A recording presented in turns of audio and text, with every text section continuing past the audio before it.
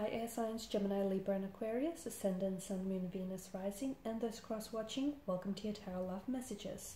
Today we're going to take a look at and see who is it that you will end up marrying. So who is it that you will settle down with, you'll get married to, who is it that you'll ride off into the sunset with. This is going to be a general reading, and there's also going to be a part 2 to this reading, and in part 2 we are going to explore the messages in a lot more detail. Okay, perhaps how is it that you might meet this person, how will the connection unfold, and what else you might need to know. Now part 2 is going to be made via the extension link below the video here. I also do offer personalized tarot readings, so for those of you that are interested, please feel free to inquire, and my email address will also be listed just below the video here. Okay guys, so with all of that being said, let's go ahead and take a look at who is it that you will marry.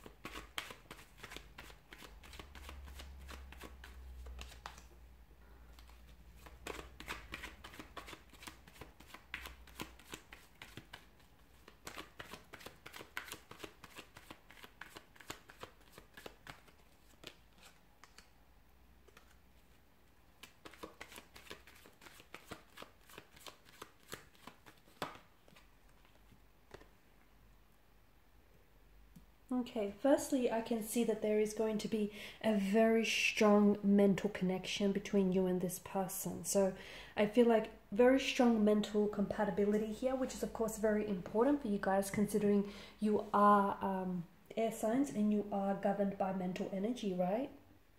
So intellectually, you're very compatible here, and that's very important for you because, you know, you're both stimulated by the same type of topics or the same type of conversations, and you both have this capacity to indulge in deep conversations that are going to be mutually interesting here for the both of you, and that's extremely important here.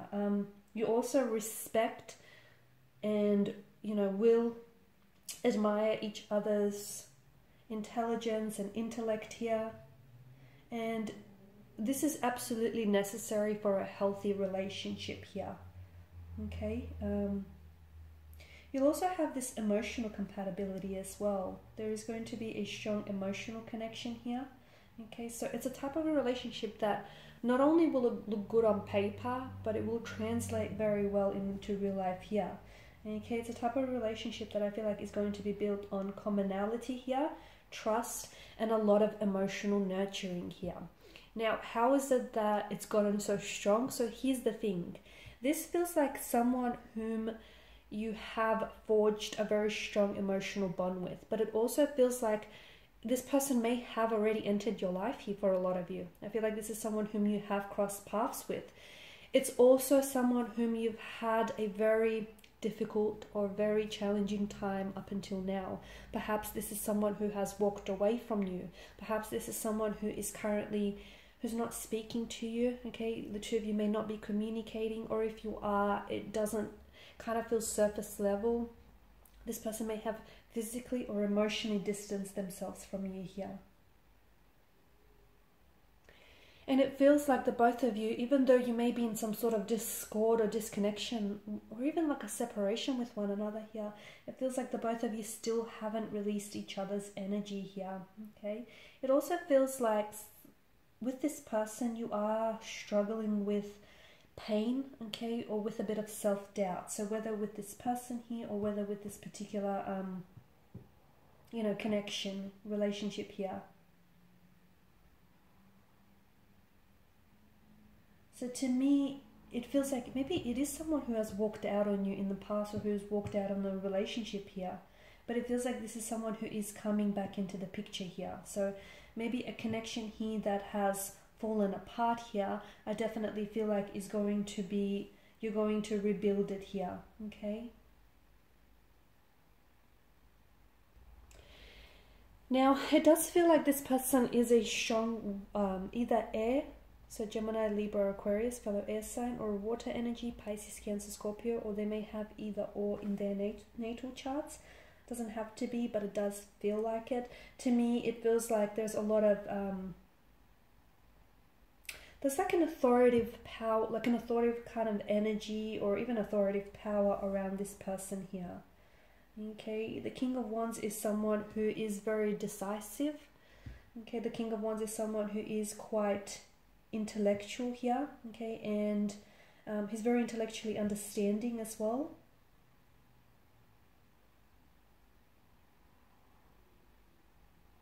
He's someone who has that courage and that intellect here. He's someone who's able to express himself and express his truth here.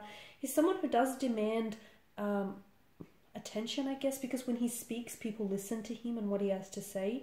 So your person is coming across as someone who's definitely able to express or communicate here very well. This is someone who also has a lot of clarity when it comes to perceiving the truth here. Okay, and he or she does seem to make decisions based on an impartial type of judgment here.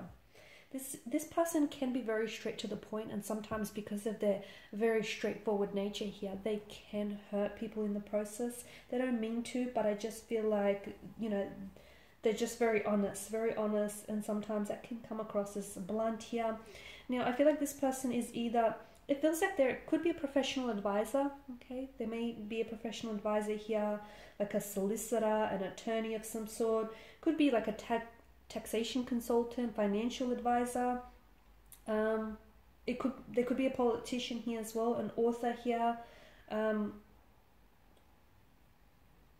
feel like this person is very good with their words here. Very good with their words here. This person has a lot of ambitious energy. This is someone very ambitious here. Someone who I feel like has a lot of high standards, has a very strong sense of morality as well here, okay? And someone who I feel like they hold themselves to high standards here, and they will hold this relationship and this commitment here to high standards as well. This is someone who I feel like can definitely work their way out of any problems here, and they have no problems in leaving their emotions at the door when it comes to making decisions and making judgments here. They've got a lot of I'm seeing that they have a lot of goals, a lot of aspirations that they are striving to achieve here. Just a very high ethical standard with the King of Swords and the Ace of Swords here as well. The problem is this person can, because they do come across as someone who relies heavily on their not emotions, what am I saying, intellect here. Sometimes because of this, sometimes they can come across very blunt here and not as emotionally invested or as you like them to be here. So to me it feels like that this is what you might find challenging. They can come across as a little bit cold here, a little bit emotionally detached, just because they do tend to lean towards that that, you know, intellectual side here. And when it comes to emotions, they can be a little bit restrained here, so they might not all be that emotionally expressive at times here. And swords are a weapon, they are a destructive energy, so I just want to say this is the type of a connection which I feel like is going to cause you a lot of pain, okay? I feel like the two of you are going to hurt each other, okay? You're going to say hurtful and mean things to each other in the process, so you're going to cause each other a lot of pain here. It's not that there is malicious motivation or malicious intent behind it. It's just that I feel like each of you have your own self-doubts or your own insecurities or your own personal emotional wounds that are still unhealed and that need nurturing, okay? So I'm seeing that the both of you need to work on yourselves as individual, and then you'll be able to come back together and work on each other, and work on, you know, building this connection with each other. And I feel like that's what's caused the separation or the disconnection, or will be what will cause this separation or this connection. The fact that you guys might say or do things that will hurt each other in the process here.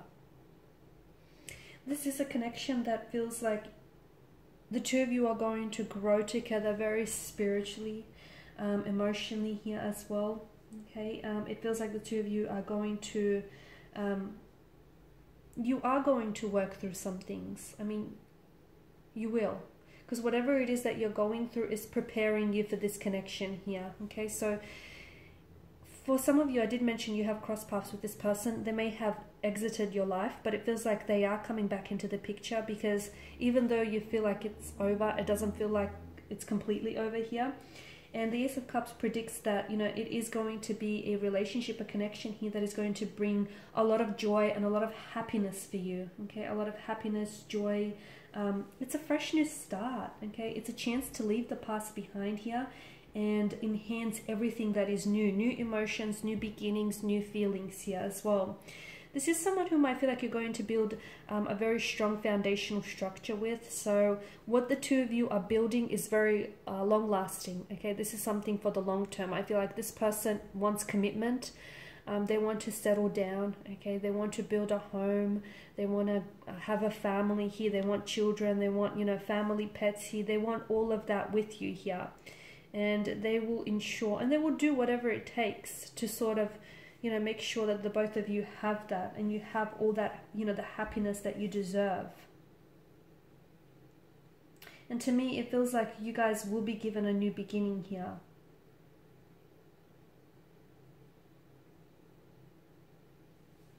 Okay, so in part 2 of this reading, we're going to explore, you know, when or how is it that this person will be coming back here.